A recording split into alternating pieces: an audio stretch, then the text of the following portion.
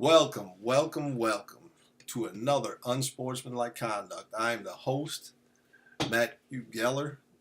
There's a full show and not a lot of time to get it in, so we've got to get straight to it. After the show last week, the the phones were flooded with calls with people commenting and asking questions, and I told everyone that this a big part of the show was people being able to interact and be part of the show, and so I had the guys pick out four or five of the good questions, and I'm trying to get as many as I can on here. So make sure if any questions you give me a call and let me know exactly what's going on, what questions you have, and I'll do my best to make sure that we get every single one on here.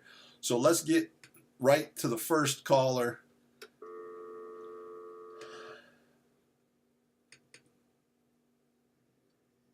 Hey Matt, this is Kelsey C. from Boulder, Colorado.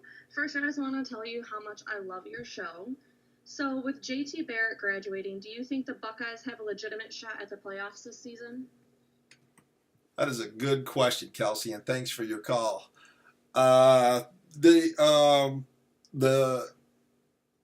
quarterback that they had in Ohio State for a lot of years, it seemed like he was there for 20 years, was JT Barrett, but the problem was this guy's been a thorn in the side of Michigan State for a long time, and he is gone. And the new quarterbacks they got in is sophomore Joe Burrows, freshman Dwayne Haskins, and Tate Martell. Now, I don't know anything about any of these quarterbacks, but I also know that they don't have a lot of experience. So I have to think that the Big Ten, this is my problem with Ohio State. Urban Meyer is a lot like Thad Matta in that both of them could recruit. They could both recruit, and it was stunning sometimes to see how well Thad Matta could get people to come to Ohio State. It was unbelievable, and Urban Meyer has a lot of those characteristics in him. Now, he has won a national championship at Ohio State, which I have to think was a fluke. It was just a fluke when you beat Alabama. Urban Meyer has a top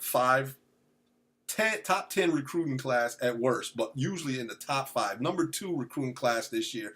And if you're an Ohio State fan, you have to ask yourself, what is going on with this guy? Because how do you have that much talent stockpiled and you struggle with lesser talent from other teams? I just don't get. Well, I know why, because Mark D'Antonio outcoaches him every single year. Now, this year was the exception to the rule. I don't know what happened. It was just terrible. But normally when you have as many 5-star top 100 players on a roster like Urban Meyer has, I don't understand why you continue to struggle in the fashion that he does. So I don't think that a quarterback change in Ohio State is going to make much of a difference. Not this season. They don't have the players or with the experience. They've got plenty of talent. They just don't have a quarterback who can lead them. And you know that you're not going to win many games in this league without a really solid quarterback. So again, Kelsey, thanks for the call, and keep watching. Thank you. And we got to get to the next caller. Hey, Brad, it's awesome watching you. Big fan of the show, and I'm glad to see you back on the air. So the Blake Griffin trade. I mean, they've been 5-0 with him on the team already. He's averaging about 22 points per game. Do you think he's going to have a huge impact on the team, or what are your thoughts on it? Hey, thanks for the call, Austin. I got to say this. I know that Blake Griffin, his contract next season is going to count for $30 million against the Pistons cap. Now, that is a huge amount of money. In Michael Jordan's last year in Chicago, in his last championship year in 1998, that's what the greatest basketball player who's ever played made $30 million. Now, again, that was 20 years ago. A lot has changed.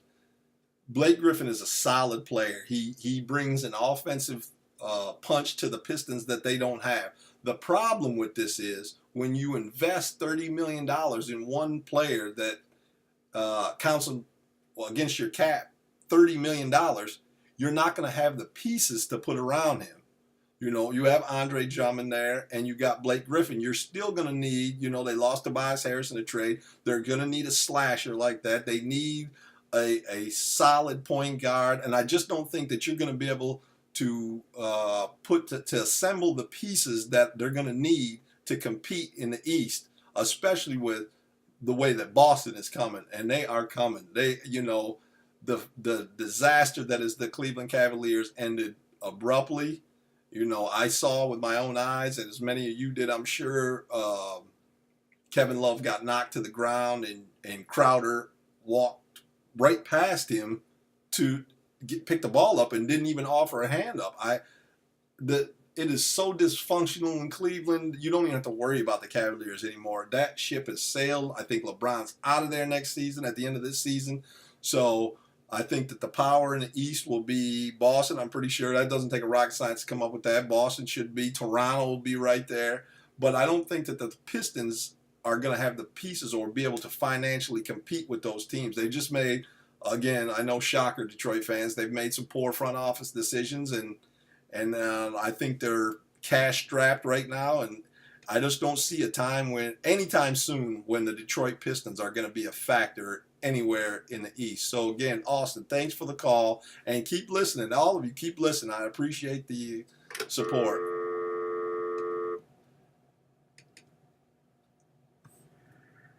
Hey Matt, this is Josh from St. Joe. Love the show. Do you think Belichick and Brady will both be back with the Patriots next season? Hey Josh, I don't think so. I mean, I don't know. This Josh McDaniels thing has me perplexed. I can't figure out what's going on with him. A lot of you will know that Josh McDaniels agreed to be the head coach of the Indianapolis Colts, and then at the last second backed out on them and went back to New England. Now, I know Robert Kraft gave him a call, and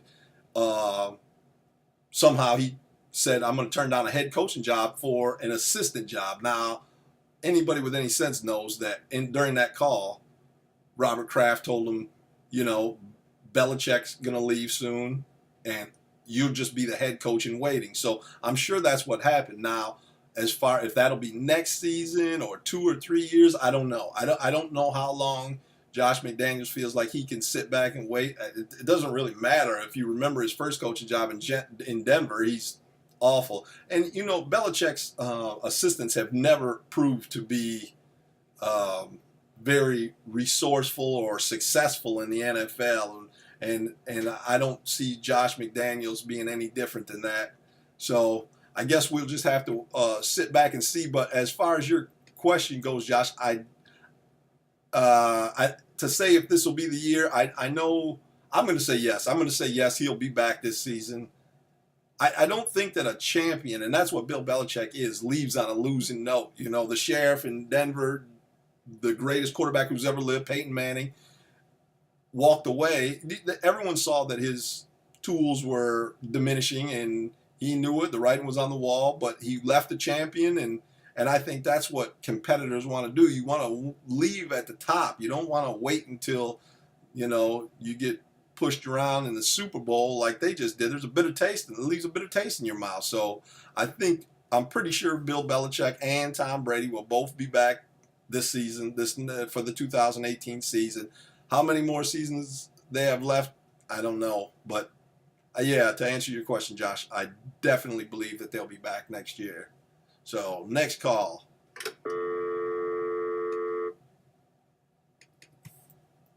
Hey Matt, it's Paulie V from St. John's.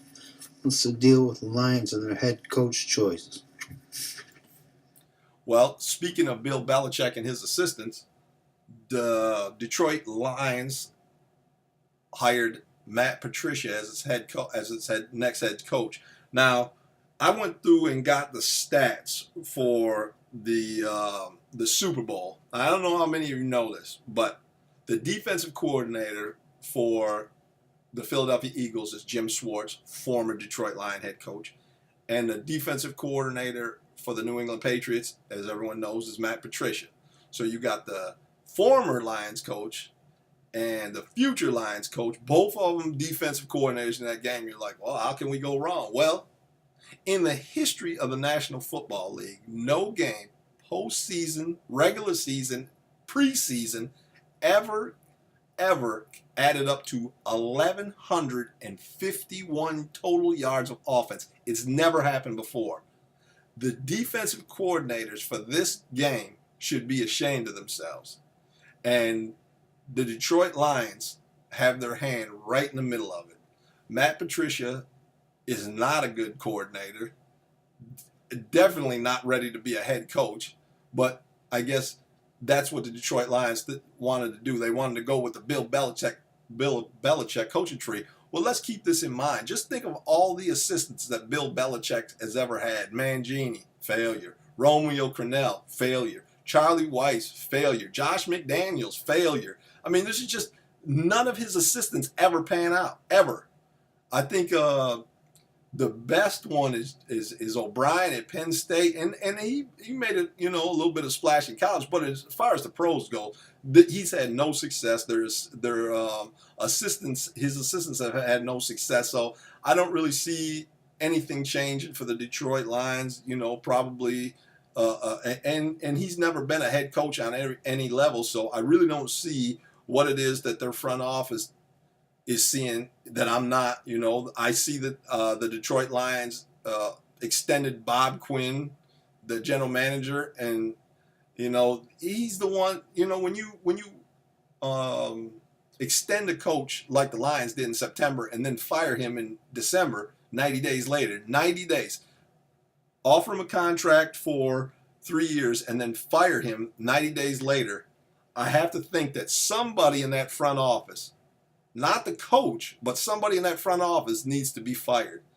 You need to get rid of that whole front office. So I really don't see anything much changing for the Detroit Lions fans. Sorry, but that's just the way that it goes. You gotta clean house, and Martha Ford can go with them. You got to get everybody out of there. You got to change the culture in Detroit before anything can change. So anyway, thanks for all of those calls, and don't forget, call in. I try to get your questions on here as soon as I can, and we're just randomly picking them out. So just try to get them in as early as you can, and I'll see what I can do to get them on here. Now, Super Bowl 52, what I was just talking about, it was a lot more exciting than I thought that it would be. I thought it would be more of a defensive struggle. Philly was in the top 10 in both rushing and passing defense.